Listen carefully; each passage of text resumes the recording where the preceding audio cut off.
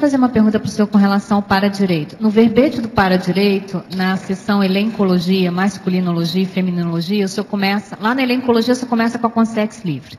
E na masculinologia e na feminologia, o senhor começa com o teleguiado autocrítico. Tá? Qual que é? Então, você vê que isso negócio... Isso é para chatear o povo, para eles pensarem, para a gente divulgar com tudo.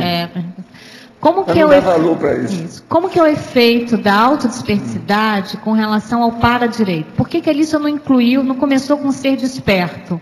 Não é ali que começa o entendimento? Como é que é isso? Não é tanto assim, não. Né? Isso aí varia.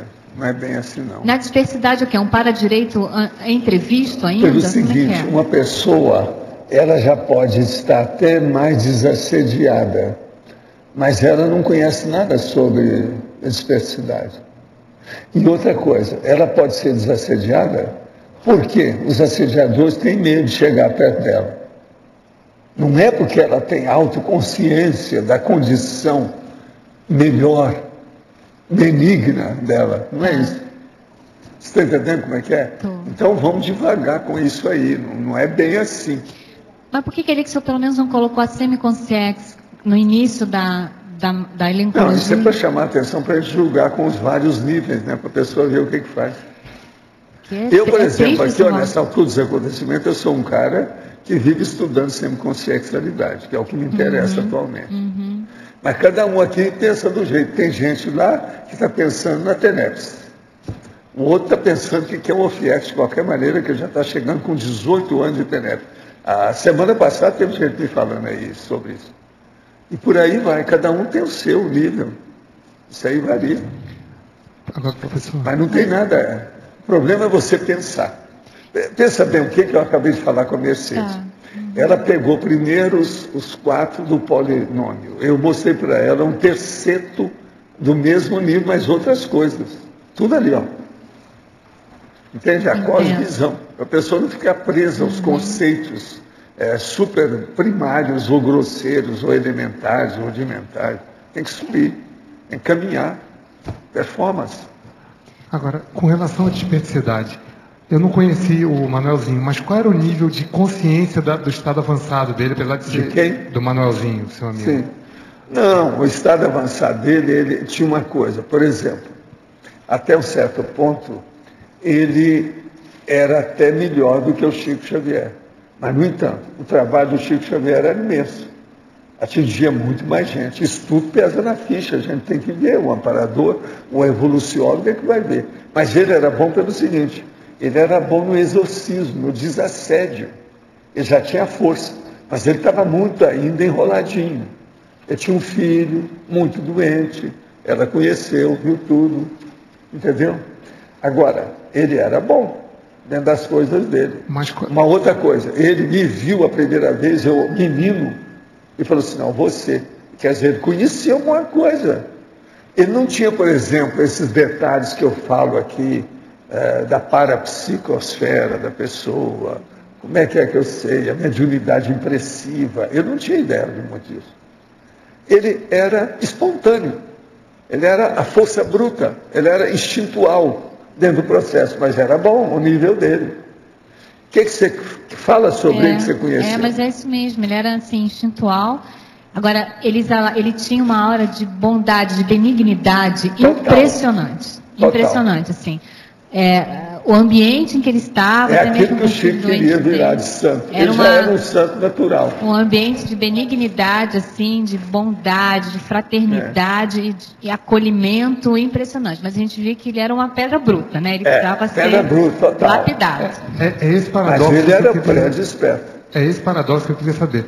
Ele era uma pedra bruta, mas era num estágio avançado que todo mundo quer chegar, de dispersidade, já inicial, como o senhor fala.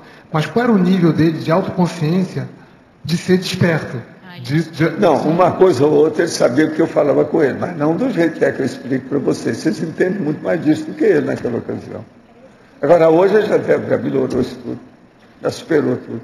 Agora, o Chico Xavier tinha essas coisas todas, mas ele tinha uma opção de coisa que o Manuelzinho não tinha. O Chico tinha um monte de fissura. O medo dele, das coisas, o processo dele, o problema da homossexualidade, o processo de fazer a barba, o problema de ter medo das facas, aquele negócio todo perto dele, o problema de ser muito assim, subserviente às autoridades, o negócio para virar santo, o negócio de julgar beijo. Veja bem, ele era cheio de fissuras. Agora o Manelzinho não era tanto. Ele era mais ele já tinha superado isso tudo. Né? Muito mais santo do que o Chico Xavier. Mas, por exemplo, e ninguém lembra disso. O seu Manelzinho tinha uma condição de maior imperturbabilidade do que o Chico, né? Ele tinha menos conflitos íntimos, a gente percebia. Não, e ele era uma coisa comigo. Você viu como é que ele era comigo, a situação dele. Agora, veja, ele me viu menino, e ele viu logo as coisas comigo, como é que eu era. Veja bem, ele me pensou no meio da meninada para eu começar a ajudá-lo no desassédio, em desobsessão. Nós ajudamos a criar o Centro Luz e Caridade, que ainda tem lá até hoje. Foi ele que fez. Agora, eu fui para lá para isso, menino. Mas é que eu já cuidava disso lá em casa. Pequenininho, meu pai me pegava, colocava em cima da cama, porque as camas eram aquelas camas altas, antigas, né? Colocava em cima para dar o passe de longo curso, igual esse curso aqui. Só que tem que é o passe de energia, da cabeça até os pés. E até que ponto você acha que o prestígio acentuou essas fissuras do Chico, por exemplo? Prestígio? O prestígio que ele tinha.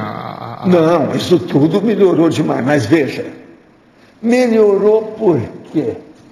Por causa do passado, ele está apagando as coisas dele. Ele foi a Joana louca. Antes a coisa era muito pior. Agora, o Manelzinho já tinha superado isso tudo.